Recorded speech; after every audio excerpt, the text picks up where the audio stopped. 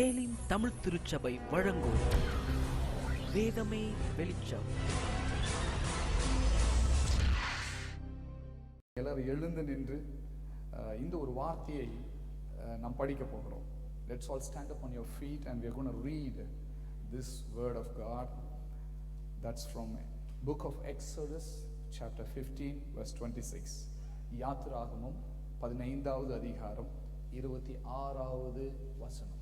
நான் மறுபடியும் சொல்றேன், யாத்திராகமம் 15வது அதிகாரம் 26வது வசனம்.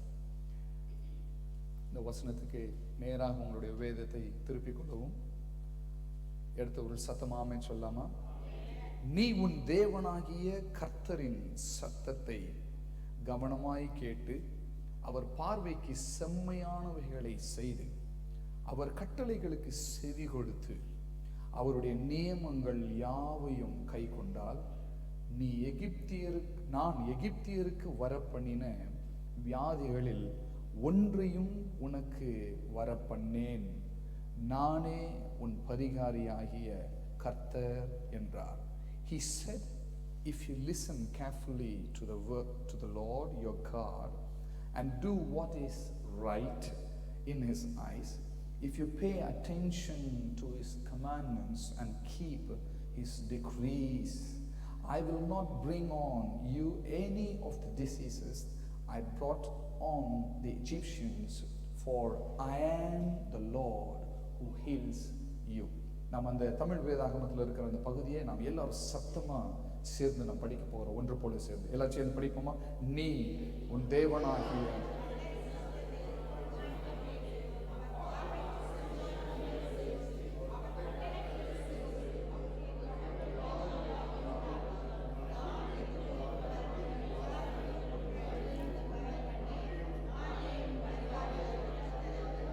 அந்த நானே உன் பரிகாரியாகிய கர்த்தன்றத ஒரு சத்தமா ஒரு 3 முறை சொல்லுவோமா? நானே.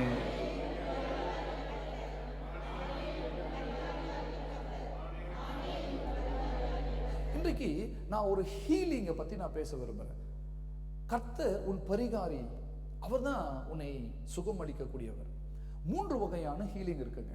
என் ஆத்துமாவே நீ கர்த்தரை ஸ்தோத்திரி, என் முழு உள்ளமே அவர் பரிசுத்த நாமத்தை ஸ்தோத்திரி, என் ஆத்துமாவே நீ கர்த்தரை ஸ்தோத்திரி, அவர் செய்த சகல உபகாரங்களை நீ மறவாதே. அதன் பின்பு என்ன இருக்கிறது? அவர் சொல்லுங்களேன், அவர் உன் அக்கிரமங்களை எல்லாம் மன்னித்தார், உன் நோய்களை எல்லாம் சுகமாக்கினார், உன் பிராணனை அழிவுக்கு மீட்டு கிருபையால முடிசூட்டினார். சங்கீதம் 103. அன்பான சகோதரனை சகோதரிய, 3 வகையான ஹீலிங் உண்டு. ஒன்று, உங்களுக்குள்ள ஆவி ஆத்துமா சரீரம் இருக்கிறது. ஆண்டவர் நம் போல அவனை படைக்கணும் அப்படின்னு சொன்னார்.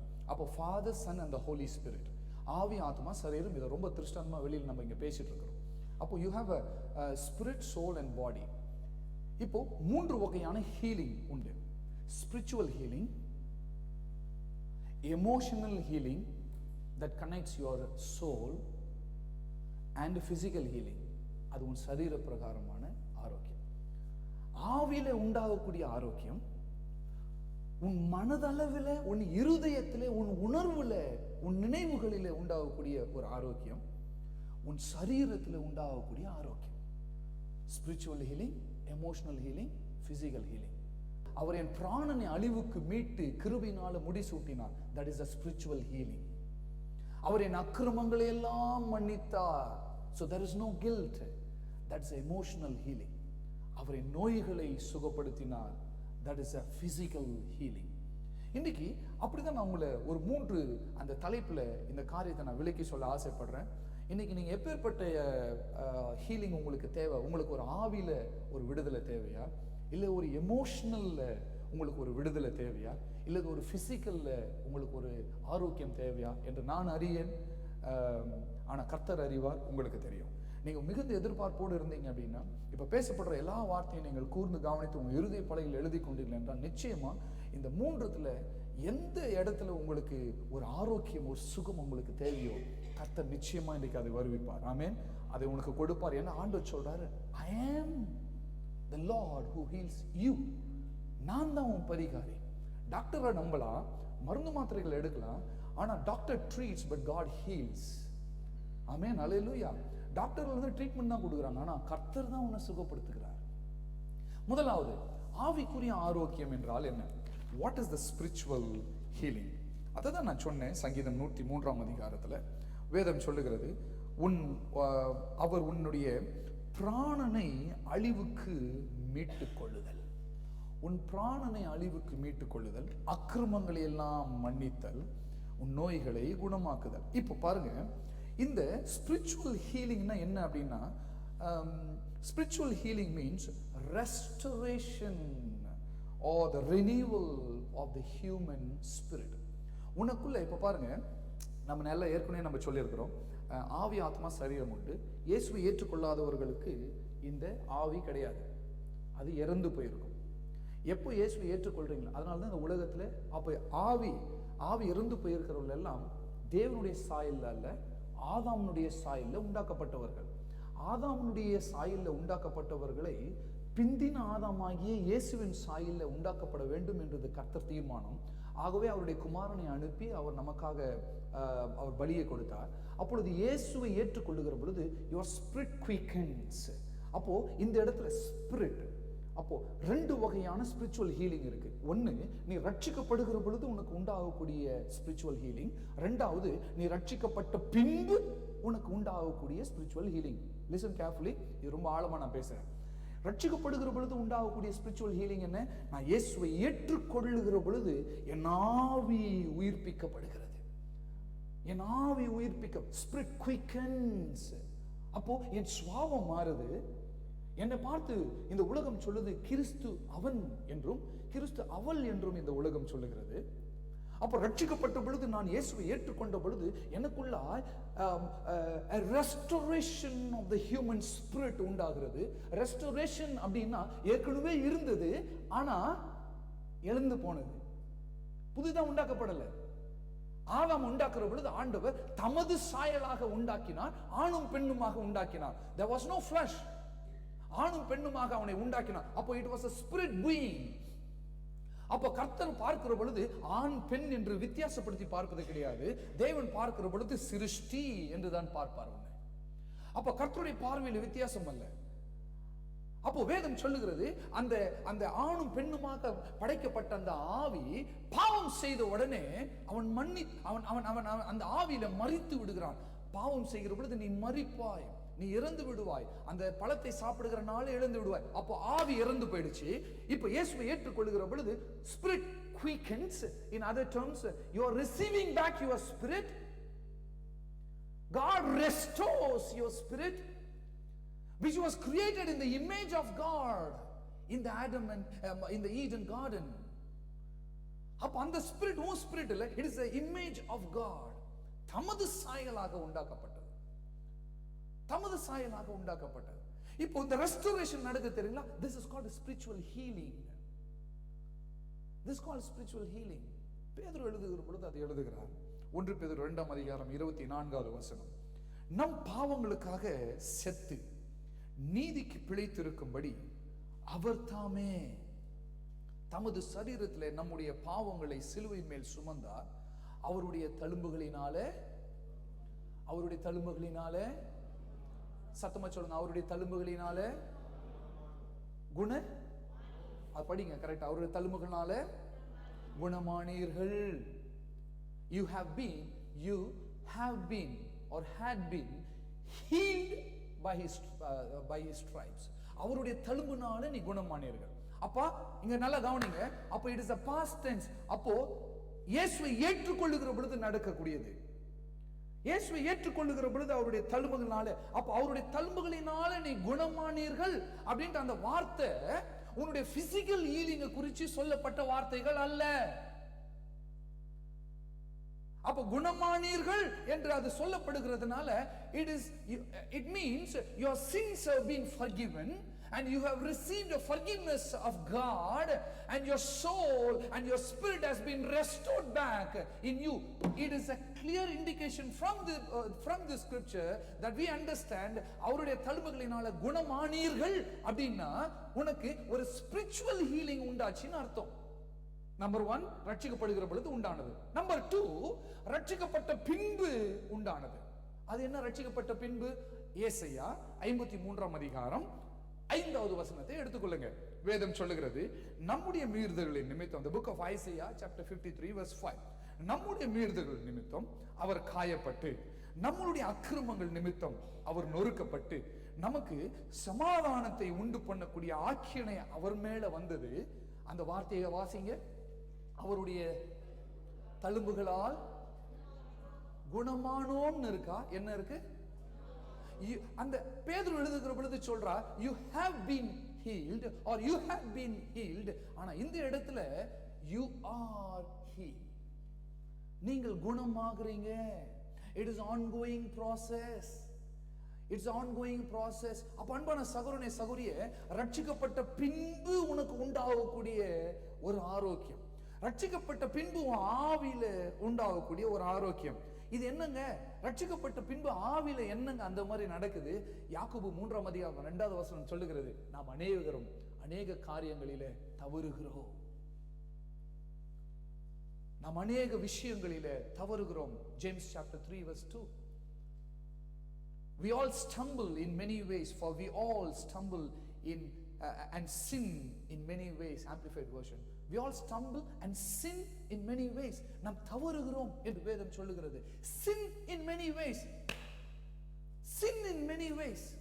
அநேக காரியங்களை தவறுகிறோம். That applies to you and me. That applies to you and me. அதுதான் வேதம் சொல்லுகிறது. 1 தெசலோனிக்கேயர் 5ஆம் அதிகாரம் 19வது வசனம், உன் ஆவியை அவிழ்த்து போடாதிருங்கள். This is for the disciples, this is for the people, and this is for the believers who had accepted Jesus Christ. After salvation, அவன் சொல்ற ஒரு வார்த்தை, உன் ஆவியை அவிழ்த்து போடாதிருங்கள். Do not quench the spirit. அப்ப ரட்சிக்கப்பட்ட பின்பு கூட ஆவியை அவிழ்த்து போடக்கூடிய சூழ்நிலை உனக்கு உண்டாகும் என்று இந்த வார்த்தையிலிருந்து அறிந்து கொள்ளுகிறோம். அப்ப என்ன பாஸ்டர், எனக்கு புரியலையே. எபேசியர் இன்னும் அழகா பவுல் எழுதுகிறார். நாம் குற்றம் செய்கிற பொழுது, ரட்சிக்கப்படுகிறவர்கள் பாவம் செய்கிற பொழுது என்ன நடக்கிறதா? எபேசியர் 4ஆம் அதிகாரம் 13வது வசனம், அன்றியும் நீங்கள் மீட்கப்படும் நாளுக்கென்று முத்திரையாக பெற்ற தேவனுடைய பரிசுத்த ஆவியை துக்கப்படுத்தாதிருங்கள். And grieve not, the Ephesians chapter 4:13, grieve not the Holy Spirit of God, whereby ye are sealed unto the day of redemption. அந்த வார்த்தையை கவனிங்க. பாருங்க, இங்க பாருங்க, நல்லா கவனிங்க, நல்லா என்ன கவனிங்க. இப்போ இந்த ஆவி அவிழ்ந்து போயிருச்சுன்னு நான் சொன்னேன். இப்போ இந்த ஆவி ரெஸ்டோர் ஆகுது. This is called spiritual healing. இது இயேசுவை ஏற்றுக்கொள்ளுகிற பொழுது உனக்கு உண்டாகக்கூடிய ஸ்பிரிச்சுவல் ஹீலிங். இப்போ இந்த இயேசுவை ஏற்றுக்கொள்ளுகிற பொழுது உனக்கு உண்டாகக்கூடிய ஸ்பிரிச்சுவல் ஹீலிங் என்ன நடக்குது தெரியுமா? The moment your spirit quickens, the moment you receive back your spirit restoration, என்ன நடக்குது தெரியுமா? பரிசுத்த ஆவியானவர் உனக்குள்ள வருகிறார், நிரந்தரமாய் தங்குகிறார். வேதம் சொல்லுகிறது, மீட்கப்படும் நாளுக்கென்று முத்திரையாய் பெற்ற பரிசுத்த ஆவி. இயேசு கிறிஸ்துவை ஏற்றுக்கொண்ட அடுத்த நிமிடம், அடுத்த நொடி பொழுது உன்னுடைய ஆத்துமாவை கர்த்தர் மீட்கப்படும் நாளுக்கென்று முத்திரைத்திருக்கிறார் என்று என் வேதம் சொல்லுகிறது. Once you saved, you are saved forever. இயேசு கிறிஸ்துவை முழு நிச்சயமாய் நம்பி நீ விசுவாசித்தாய் என்றால் உன்னுடைய ஆத்துமா, உன்னுடைய ஆவி, உன்னுடைய ஆத்துமாவுக்கு ஒரு முத்திரையை கொடுக்கிறது. Guarantees your spirit, guarantees your soul that when the Lord Jesus Christ comes, you will go to heaven to be with him forever, and it is sealed. நீ முத்திரைக்கப்பட்டிருக்கிறாய், நீ covered, you are covered. ஆனா வேதம் சொல்லுகிறது, மீட்கப்படும் நாளுக்கென்று முத்திரையாய் பெற்ற பரிசுத்த ஆவியை துக்கப்படுத்தாதிருங்கள். அப்போ மீட்கப்படும் நாளுக்கென்று முத்திரையாய் பெற்ற பரிசுத்த ஆவியை பெற்றவர்களுக்கு எழுதப்பட்ட வசனம் அது. Not to the people who have not received Jesus Christ. அப்போ what is this? This is called self evaluation. This is called self evaluation. Christians இயேசுவை ஏற்றுக்கொண்டவர்கள் பாவம் பண்ணுவாங்களா? Yes, sometimes. Not everyone. Some people sometimes. Yes, எல்லாரும் செய்ய மாட்டாங்க. ஆனா வேதத்திலிருந்து அறிந்து கொள்கிறோம் சகோதரனே சகோதரியே, இயேசு கிறிஸ்துவை கொண்டு இருக்கிறவர்கள் ஒரு சில நேரத்துல தவறுவாங்க, பாவத்துல விழுந்துருவாங்க. ஆனா they cannot dwell in sin. Christians may sin. Christians all will sin நான் சொல்லல. Christians may sin, but they cannot dwell in sin. They cannot continue in sin. Why? When you sin, what happens after salvation? Now salvation நடக்கிற பொழுது உனக்கு ஏற்பட்ட restoration நான் சொன்னேன். That's one type of spiritual healing. Second type of spiritual healing after salvation. After salvation, when you sin, what happens? The Spirit of God, the Holy Spirit of God will not depart from you, but அவர் என்ன பண்றார்? You are grieving the Holy Spirit. அவர் துக்கப்படுறார், அவர் அமைதியாயிடுறார். இன்னைக்கு இயேசு நாமத்தினால அப்பேற்பட்ட ஒரு healing உனக்கு தேவை அப்படின்னா ஆண்டவரிடத்துல கேளுங்க. ஆண்டவரிடத்துல கேளுங்க. ஃபாதர், அநேக காரியத்தில் நானும் தவறிட்டேன். I am a child of God. நான் இயேசுவை ஏற்றுக்கொண்டேன், பட் அநேக காரியத்தில் தவறிட்டேன்ப்பா. என் வார்த்தை சரியில்லை, என் சிந்தனை சரியில்லை, என் கை செய்த காரியங்கள், என் கால் போன வழிகள், நான் போயிருக்க கூடாது, நான் தவற பண்ணிட்டேன். Confess yourself. ஆனா ரோமர் 8:1 சொல்லுகிறது, மாம்சத்தின் படி நடவாமல் ஆவியின் படி நடக்கிறவனுக்கு ஆக்கினை தீர்ப்பு இல்லை என்று வேதம் சொல்லுகிறது. Why I should ask for forgiveness again? ஆமா, right? If my God has forgiven all my past, present and future sin on the Calvary, why should I go and ask for forgiveness? நான் மறுபடியும் எதுக்கு நான் ஆண்டவர் இடத்துல மன்னிப்பு கேட்கணும்? என் வேதம் சொல்லுகிறது 1 யோவான்ல 1ஆம் அதிகாரம் 9வது வசனம் சொல்லுகிறது, நம்முடைய பாவங்களை நாம் அறிக்கையிட்டால் நம்முடைய பாவங்களை எல்லாம் அவர் நமக்கு மன்னித்து அநியாயங்களை நீக்கி நம்மை சுத்திகரிப்பதற்கு அவர் உண்மையும் நீதி உள்ளவருமாய் இருக்கிறார். If we confess our sin, see, this letter, this word, was written to the believers of God. பரிசுத்தவான்களுக்கு எழுதப்பட்ட வார்த்தை ஐயாது. If this letter was written to the disciples or the people who have accepted Jesus Christ before, yes, we ஏற்றுக்கொண்டவர்களுக்கு எழுதப்பட்டது என்றால், why should John, who writes John the gospel and the letters and the revelation, yes, marvelous ஆயிருந்த மனிதன் எழுதுறான், you confess your sin. So it means, my brothers and sisters, even after the salvation, Christians may sin, may fall into trap. அந்த மாதிரி டைம்ல என்ன பண்ணணும் அப்படின்னா, whenever you come into the presence of God, oh, you should say, Lord, என்னிடத்துல வேதனை உண்டாக்குற வழி ஏதாவது இருக்கா என்று ஆராய்ந்து பாரும் ஆண்டவரே. Ask yourself. Do not just like that come to the holy presence of God. I'm not asking you to be afraid of God. இயேசுவை பத்தி ஆண்டவர் சமூகத்தில் அப்படியே நின்று பயத்தோடு வரணும் என்று சொல்லல, ஆனா நடுக்கத்தோடு நீ இருக்கணும். Because he is a Lord who created this entire universe. Of course he is a father, but he has other face, that he is a universal God and he is the father of the entire creation. He is a God of the entire creation, and you should have a reverence when you come before God. சும்மா ஏனோ தானே வர முடியாதம்மா. I'm sorry, Bible doesn't say like that. Today, what is that is blocking for you to come into God's presence? நீ என்ன ஆண்டவர் சமூகத்துல இன்றைக்கு உனக்கு வர தடையா இருக்கிற காரியம் என்ன? Have you ever evaluated yourself before coming into the presence of God? Have you ever evaluated before coming into God's presence, before coming into the presence of God church? நீங்க யாராவது evaluate பண்ணிருக்கீங்களா சகோதரனே சகோதரியே? See, God he has already forgiven me all my sins and everything. இப்போ ரெண்டு விதமான forgiveness இருக்கு. நான் சொன்ன ரெண்டு விதமான spiritual healing இருக்கு. ஒன்னு, during when I accept Jesus Christ, I'm receiving a forgiveness of God. Number 2, after forgiveness, நான் I may get into trap, என்னுடைய ஆவியை அவிழ்த்து போடுறேன். ஐயா நல்லா கவனிங்க, அந்த வார்த்தையை பார்த்தீங்களா? quench the spirit. ஒரு காலத்துல அப்படியே ஃபயரா எரிஞ்சிட்டு இருக்கு. ரட்சிக்கப்பட்ட பொழுது அப்படியே பயங்கர ஃபயரா இருந்தது. அப்படி என்ன வேத வாசிப்பு, என்ன முழங்கால் யுத்தம், என்ன அப்படியே தேவனை இடைவிடாம ஸ்தோத்திரிக்கிறது, ஆராதிக்கிறது எல்லாம். ஆனா நாள் பட பட பட பட பட பட என்ன ஆயிடுச்சு அப்படின்னா, ஆவி அவிழ்ந்து போயிட்டது. மாம்சத்திற்கு இடம் கொடுக்கிறோம். ரட்சிக்கப்பட்டு அந்நிய பாஷை பேசுறவனுடைய வாயிலிருந்து தாறுமாறான வார்த்தைகள் ஏன் வருது? பாத்தீங்களா? தாறுமாறான வார்த்தைகள் ஏமா வருது? தாறுமாறான சிந்தனைகள் ஏமா நமக்கு வருது? ஒரு 2 வாரமா இந்த வார்த்தையை நான் எழுதி வச்சுட்டு ஆண்டவர் சமூகத்தில், ஆண்டவரே நாங்க இதை போய் பிரசங்கம் பண்ணி இதை தியானிக்கிற பொழுது எங்களுக்கு ஆவியில ஒரு விடுதலை, ஒரு எமோஷனல் பிளாக் அதெல்லாம் ரிலீஸ் பண்ணிடுங்க, ஒரு சரீரத்துல ஒரு விடுதலை எங்களுக்கும் எங்க பிள்ளைகளுக்கு கண்டிப்பா வேணும் என்று மிகுந்த ஆவலோடு நான் ஆண்டவர் சமூகத்தில் கேட்டேன். ஆண்டவர் சொன்னார், you go and speak. My people are emotionally blocked. Spiritually they are blocked. Physically they are blocked. Go and release it in my name. இன்னைக்கு ஆண்டவர் சொல்றார், quench ஆயிடுச்சு. அப்ப அந்த பரிசுத்த ஆவி ஒண்ணு விட்டு போல பாருங்க, அவிழ்ந்து இருக்கு.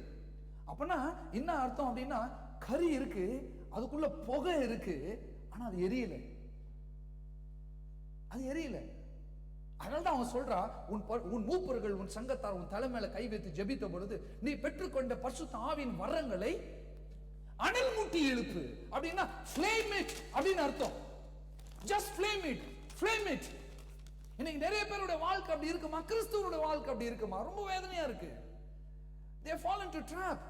தேவனுக்கு பிரியமான காரியம் இல்ல, தேவனுக்கு பிரியமான காரியங்களை செய்யல. I'm talking including myself. I'm believing strongly the Holy Spirit is speaking and you and me are sitting and listening and examining ourselves. நம்ம வாழ்க்கையில நாம் அநேக காரியங்களை, நாம் தேவனுக்கு பிரியமான காரியங்களை செய்திருக்கிறோமா? Have you ever evaluated before coming into God's presence? Why this is all blocking our blessings? தெரியுமா உங்களுக்கு? இன்னைக்கு ஒரு ஸ்பிரிச்சுவல் ஹீலிங் உண்டாகணும் உங்களுக்கு. உங்களுக்குள்ள நீ தேவனுக்கு விரோதமா ஏதோ பாவம் செஞ்சிருக்கிறியா? நான் இந்த மாதிரி பிரசங்கெல்லாம் ரொம்ப ஆஃப்டனா கொடுக்கறதில்ல, ஆனால் ஆவியானவருடைய துணையோடு இன்னைக்கு நான் அதை பேசுறேன். தேவனுக்கு விரோதமா ஏதாவது நம்ம பாவம் செஞ்சிருக்கிறோமா? கல்வாரியில உண்டான பாவ மன்னிப்பை I don't need to ask again. Once I'm saved, I'm saved forever. That forgiveness of God has already done. My past, present and future, everything has been sealed. I'm guaranteed for the eternity. இங்க இருக்கிறவங்க எல்லாரும் இயேசுவை ஏற்றுக்கொண்டீங்க அப்படின்னா, everyone, my Bible says everyone, எல்லாருமே மீட்கப்பட நாளுக்கு என்று முத்திரையாக்கப்பட்டிருக்கிறீர்கள். அதை மறந்துடாதீங்க. But at the same time, after salvation, we need to run our faith. We need to show our faith. அப்போ நம்மளை பார்க்குறப்போ ரட்சிக்கப்பட்டவன், I want to take a lot of time, இன்னைக்கு ஒரு ஸ்டடி மாதிரி கொடுக்க. ரட்சிக்கப்பட்டவன் கர்த்தருடைய சமூகத்துல வந்து தேவனை ஆராதிக்கிறவன் ஒரு பாவத்துல விழுந்துட்டான் அப்படின்னா யோசிச்சு பாருங்களேன். அப்ப என்ன ஆகுதுன்னா, பரிசுத்த ஆவி போக மாட்டேன்றாரு. quench, spirit quench, அவ்வளவுதான். ஆவி அவிழ்ந்து போச்சு. ஃபயர் இல்லை அதுல. ஆவி உள்ள இருக்கு, அவிழ்ந்து இருக்கு. அப்படியே quench. ஆவியானவர் துக்கமா இருக்கிறார் உள்ள. மகனே நீயா, மீட்கப்பட்ட நாளுக்கென்று முத்திரிக்கப்பட்ட நீயா பாவத்தை செய்த? மீட்கப்பட்ட நாளுக்கென்று முத்திரிக்கப்பட்ட நீயா வேசித்தனத்தில் விழுந்துட்ட? மீட்கப்பட்ட நாளுக்கென்று முத்திரிக்கப்பட்ட நீயா அந்த அகல பாதாளத்துக்குள்ளாய் போய் கொண்டிருக்கிறாய்? மீட்கப்பட்ட நாளுக்கென்று முத்திரிக்கப்பட்ட நீயா? அந்த ஸ்பிரிட் ஆஃப் காட் மிகுந்த துக்கத்தோடு உங்ககிட்ட பேசிட்டு இருக்கிறார், நம்ம கிட்ட பேசுறார். இப்ப 2 forgiveness இருக்கு பாருங்க. One, God acts as a judge. God acts as a judge. அவர் நீதிபரராய் உனக்கு கொடுக்கக்கூடிய மன்னிப்பு. இதுதான் கல்வாரியில உண்டாச்சு. இந்த மன்னிப்பை நீ மறுபடியும் பெற்றுக்கொள்ள வேண்டிய அவசியம் இல்லை. Once received forever. அதுல ஒரு கொஸ்டின் வந்துச்சு அப்படின்னா, இயேசு கிறிஸ்து மரித்ததற்கு அர்த்தமே இல்லை. இயேசுவை ஏற்றுக்கொண்ட நீ உன் ரட்சிப்பை இழந்து போய் விடுவாய் அப்படின்னு ஒரு பெரிய பிரசங்கம் பண்றாரு. ரொம்ப வேதனையா இருந்துச்சு. நீ ரட்சிப்பை இழக்க மாட்ட. என் வேதம் சொல்லுகிறது, மீட்கப்படுகிற நாளுக்கு நீ முத்திரிக்கப்பட்டு இருக்கிறாய். அது எந்த மனிதனும் நீக்க முடியாது. அது வார்த்தை, தேவனுடைய வார்த்தை. தேவன் மாறாதவராய் இருக்கிறார். But at the same time அப்ப பாருங்க, God gives you and forgives you as a judge on the Calvary. அப்ப பிசாசு தலையை நசுக்குனார். ஆனா இன்னொரு attribute of forgiveness இருக்கு. That's called fatherly forgiveness. God moves you in a fatherlyhood. ஒரு தகப்பனா உங்ககிட்ட மூவ் பண்றது. இப்போ வேதம் சொல்லுது, அவன் தன் சுய இச்சையினால இழுக்கப்பட்டு பாவம் செய்கிறான். அவன் தன் சுய இச்சையினால. ஆண்டவரே ஏன் என்னை கைவிட்டீர்னு சொல்லிட்டு ஆண்டவர் மேல பழி போடுற ஜெபம் தான் நமக்கு இருக்கு இன்னைக்கு. ஆனா ஒரு தவறு நடக்கிற பொழுது, ஒரு குற்றம் நடக்கிற பொழுது, என்கிட்ட என்ன wrong, what is wrong with me அப்படின்னு கேட்கிற பழக்கம் எத்தனை பேருக்கு இருக்கு சகோதரனே சகோதரியே? நீங்க ஆண்டவர் சொல்றாரு, இன்னைக்கு உன்னை அந்த மாதிரி ஒரு எமோஷனல் பிளாக், ஏதாவது ஒரு சீக்ரெட்டான சின் இருக்கா? You don't need to confess to me. நீங்க என்கிட்ட வந்து சொல்ல வேண்டிய அவசியம் இல்லை. You don't need to confess to your friends. No, nothing. Do it to God. உன் பாவங்களை அறிக்கையிட்டால், பரிசுத்தவான்களுக்கு எழுதப்பட்ட வார்த்தை, அறிக்கையிட்டால் அதை மன்னிப்பதற்கு என் தேவன் உண்மை உள்ளவராய் இருக்கிறார். அவர் நீதி செய்கிற தேவனா இருக்கிறார். He is just and faithful to forgive all your sins. அப்படி அந்த ஒரு பாவம் மன்னிப்பு கேட்டாங்கம்மா, உன் ஆவியில ஒரு விடுதலை உண்டாகும். ஏன் ஒரு பாட்டு பாடுற பொழுது ஒரே பிரசங்கம் தான் பிரசங்கிக்கப்படுது, ஒரே வார்த்தை தான் போடப்படுது. ஆனா அந்த வார்த்தையே 30 மடங்கு கனி கொடுக்கிறவங்க கிட்ட 30 மடங்கு கொடுக்கிறது, 60 மடங்கு கனி கொடுக்கிறவங்க கிட்ட 60 மடங்கு கொடுக்கிறது, 100க்கு 100 கனி கொடுக்கிறவங்க கிட்ட 100க்கு 100 கனி கொடுக்கிறது. ஆனா பாறையில விழுந்தவன், நடைபாதையில விழுந்தவனுக்கு அது முளைக்காமலேயே போயிடுது. ஏன்? why? ஒரே பிரசங்கம் தான். there is no fault in the seed. there is no fault. கர்த்தருடைய வார்த்தையில ஒருவித மாசுமே கிடையாது. he is spotless. he is spotless. இப்போ கொம்புல, நான் ஆல்நைட் பிரேயர்ல சொன்னேன், ஆபிரகாம் தன்னுடைய மகனை பலியிடும்படிக்கு போறான். அப்போ ஓங்கி அவன் குத்துகிற பொழுது, ஆபிரகாமே ஆபிரகாமே, ஆண்டவர் பேசுறார், லார்ட் உன் விசுவாசத்தை நான் பார்த்தேன், நீ போட்டுடு, உன் மகனை கொடுக்காத. அதோ பார், கொம்புல மாட்டி புதிர்ல மாட்டி இருக்கக்கூடிய ஒரு ஆட்டு. ஆபிரகாம் போகிற பொழுது ஈசா கேட்கிறான், அப்பா ஆட்டுக்குட்டி எங்க, ஆட்டுக்குட்டி எங்க அப்படின்னு கேட்கிறான். ஆனா ஆண்டவர் சொல்ற பொழுது, அவன் ரொம்ப நேரம் ஆகல, எத்தனையோ வருடங்கள் ஆகல, ஜஸ்ட் 3 நாள் பிரயாண தூரம், அவ்வளவுதான். 3 நாள் பிரயாண தூரத்துல மோரியா மலையில போகிற பொழுது 3 நாள் தான். ஆட்டுக்குட்டின்னு சொல்றான். ஆனா ஆண்டவர் காண்பிக்கிறது ஆட்டு கடாவை காண்பிக்கிறார். that is a ram. lamb, lamb, lamb இல்ல, ram காட்டுறார். அது நான் அந்த வார்த்தைகளை படிக்கிற பொழுது என் இருதயம் பூரித்தது. அவர் உண்மை உள்ளவர், இஸ் ஸ்பாட்லெஸ் அப்படின்னு நான் சொல்றேன். அந்த புதர்ல போய் அந்த கொம்பு சிக்கி கொண்டதான். கொம்புனால, புதர்ல கொம்புனால சிக்கப்பட்ட அந்த ராம். பைபிள்ல பாருங்க, ஏன் அது சரீரத்தினால சிக்கப்படல? பைபிள் சொல்லுது கொம்புனால தான் சிக்கச்சு. இப்போ சரீரத்தினால உள்ள ஒரு புதருக்குள்ள போயிருந்தது அப்படின்னா அந்த ஆடு கிழிக்கப்பட்டிருக்கும், ரத்தம் வந்திருக்கும், பிளட் வந்திருக்கும். பழைய ஏற்பாட்டுல உங்கள் பாவ நிவாரண பலிக்காக நீங்கள் எடுத்துட்டு போயிட்டு ஒரு பலியை கொடுக்கிற பொழுது ஆசாரியன் கைகளை ரோமத்துல விட்டு அப்படியே ஆராய்ந்து பார்ப்பான். ஏதாவது ஸ்பாட் இருக்கா, ஏதாவது மிஸ்டேக் அதுல இருக்கா, ஒரே ஒரு சின்ன ரத்த கசிவு இருந்தா கூட அதை ரிஜெக்ட் பண்ணி கொடுத்துருவான். No, this is not acceptable அப்படின்னு சொல்லிட்டு. ஆனா பைபிள்ல என்ன அழகா எழுதி இருக்கு பாருங்க. அவர் குழந்தையா, ஆபிரகாம் சொன்ன ஆட்டுக்குட்டி கொடுப்பாருன்ட்டு, என் இயேசு குழந்தையா வந்து மரிக்கல, அவர் ஆட்டு கடாவாய் தன் கொம்புல மட்டும்தான் மாட்டிக்கிச்சு. அவன் சரீரத்துல எந்த விதமான மாசுமே இல்லை, எந்த விதமான மாசுமே, ஒரு ரத்த கசிவும் இல்லாமல் உனக்காக எனக்காக உண்மையாய் அக்செப்டபிள் ஆஃபரிங்கா அவர் பலியானார்.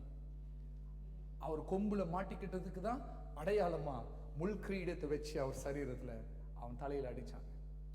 அப்பேற்பட்ட உண்மையான தெய்வம் உன்னை பார்த்து சொல்லுது, உன்னை பார்த்து சொல்றாரு, உன் பாவத்தை அறிக்கை செய்தால் அதை மன்னிப்பதற்கு நான் உண்மையா இருக்கிறேன்.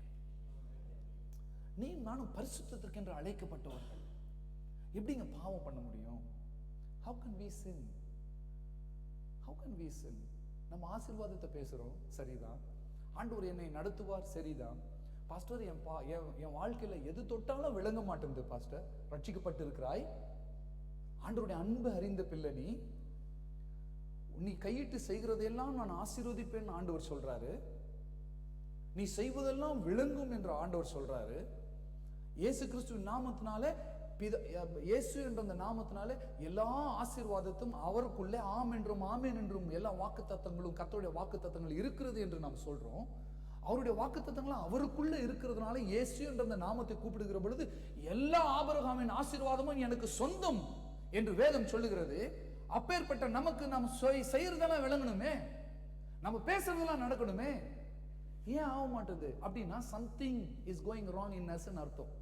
So you need to do a self evaluation before blaming God. You need to do a self evaluation. What is wrong with you today? God is asking. I know you are a child of God. What is wrong with you? நாம் பரிசுத்தத்திற்கு என்று அழைக்கப்பட்டிருக்கிறோம் என்பதை மறந்து விடக்கூடாது. உங்கள் துக்கம் சந்தோஷமாக மாறும். உண்மை தெய்வம் இயேசு கிறிஸ்துவை பற்றி அறிகிற அறிவில் நீங்கள் வேரூன்றி வளரவும், பரிசுத்த வேதாகமத்தின் ஆழமான சத்தியங்களையும் ரகசியங்களையும் நீங்கள் அறிந்து கொள்ளவும் உங்கள் யாவரையும் அன்புடன் அழைக்கின்றோம். ஏலிம் தமிழ் சபை லண்டன். ஆராதனை நேரம் ஒவ்வொரு வாரமும் ஞாயிறு காலை 10:30 மணி முதல் 1 மணி வரை. இடம் Manor Park Community Centre, 524 High Street North, Manor Park, London, opposite Royal Regency Hotel. ஆவியில் நிறைந்த ஆராதனை, வல்லமையான போதனைகள், தேவன் உங்களை தொடுகிற பொழுது சூழ்நிலைகள் மாறும். Reverend Daniel Stanley. தொடர்புக்கு 07429552443, 07400700987. Email admin@elimtamil.org.uk. Website www.elimtamil.org.uk.